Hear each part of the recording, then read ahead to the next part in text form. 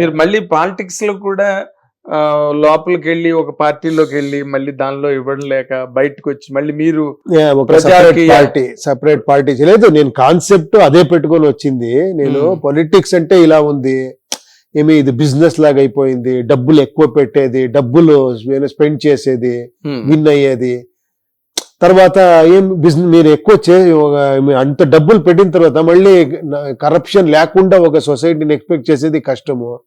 డబ్బులు ఖర్చు పెట్టి గెలిచి ఇప్పుడు ఒక 50 crores 100 crores ఒక్కొక్క పోస్ట్ కి ఖర్చు పెట్టాలంటే అది ఎక్కడి నుంచి వస్తుంది, అది మళ్ళీ ఎలా రికవర్ అవుతుంది, ఇదన్నీ థింక్ చేసి నేను వద్దు ఈ పాలిటిక్స్ ని కొంచెం చేంజ్ చేయాలని.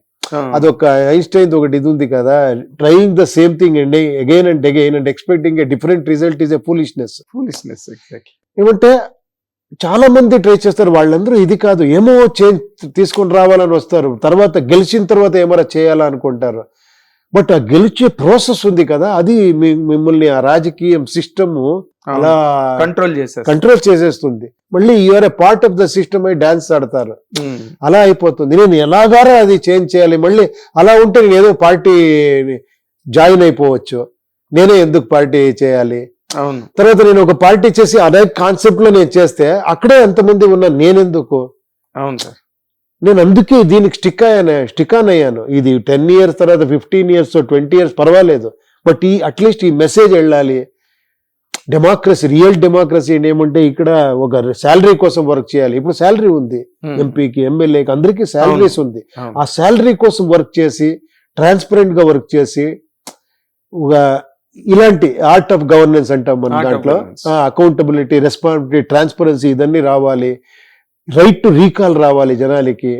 ఇప్పుడు మేనిఫెస్టో ఏమంటే అది చెప్పకూడదు, ఆ మేనిఫెస్టో కోర్టులో రిజిస్టర్ చేయాలి. అది చేయలేకపోతే right to recall, rights citizens రావాలి. ఇదన్నీ పెట్టుకొని చేశాను, ఆ కాన్సెప్ట్ లో చేశాను.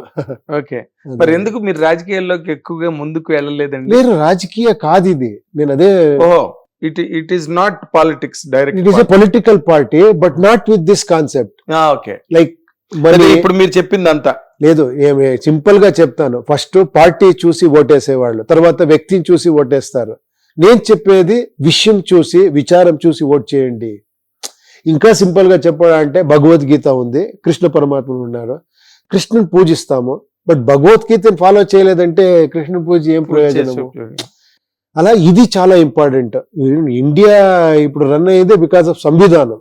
అవును కదా, ఇక్కడ ఎవరో ఒక వ్యక్తి లేరు, ఒక ఐడియా, ఒక సిస్టమ్ ఉంది, అన్ని రిటర్న్ ఇది ఉంది. అవునండి, రిటర్న్ కాన్స్టిట్యూషన్ ఉంది. అది ఉండి మళ్ళీ పార్టీకి ఎందుకు డబ్బులు, పార్టీకి ఎందుకు లీడర్స్, అది నాకేమో అర్థం కాలేదు. మళ్ళీ నేను వెళ్తే మళ్ళీ ఉపేంద్ర మీరు గెలవాలి అంటారు. నేను గెలిచేది కాదప్పా, మీరు గెలవాలి. మీరు గెలవాలి అంటే మీరు ఇదన్నీ మీరే చేంజ్ చేయాలి. నేను ఒక 10 మందికి చెప్పొచ్చు, 1 lakh పీపుల్కి చెప్పొచ్చు విత్ మై స్కోప్ ఆఫ్ ఇది. దాన్ని స్ప్రెడ్ చేసేది మళ్ళీ మీరే చేయాలి అని. అందుకే చెప్తానే ఉంటాను, ప్రజాకి అని ఒక యాప్ ఉంది, డౌన్లోడ్ చేసుకుంటే 5 minutes చూడండి. అదే అసలు ఆ మాటే బాగుంది. రాజకీయం కాదు ప్రజాకీయం అన్నది కొత్తగా మీరు ఎంచుకున్నారే, దట్ ఈస్ రియల్లీ గుడ్. అదే నేను ఏమో చేంజ్ చేయాలని పేరు చేంజ్ చేయలేదు, దాంట్లో రియల్ గా ప్రజాకీయం ఉంది. దేర్ ఈస్ ప్రజల కోసమే ఒక పార్టీ ఉండాలి. మళ్ళీ నేను హైకమాండ్, నేను పార్టీ ప్రెసిడెంట్, నేనే సెలక్షన్ ఇస్తాను, నేనే పార్టీ టికెట్ ఇస్తాను, అది లేదు. నేనేం చెప్తా ఉంటే నా పార్టీ ఇది మీది, మీరు ఇన్వాల్వ్ అవ్వండి. మీ ఏరియాకి ఎవరో ఒక కార్పొరేటర్ కావాలా, మీరు సజెస్ట్ చేసి ఇక్కడ పంపించండి, నేను టికెట్ ఇస్తాను. I believe you and give ticket and you should continue with that. ఇది మళ్ళీ మీరు చూసుకోవాలి, వాళ్ళు కరెక్ట్ గా చేయలేదంటే మీరు చెప్పాలి, కంప్లైంట్ చేయాలి. You should ask actually he is not doing properly అని. ఆ ఒక ఇన్వాల్వ్మెంట్ వస్తేనే డెమోక్రసీ. ఎక్కడో ఒక సద్గురు చాలా బాగా చెప్పారు, democracy is not actually spectator sports కాదు, ఇది పార్టిసిపేటరీ స్పోర్ట్స్ ఇది అని. You should participate in democracy, involvement అవ్వాలి.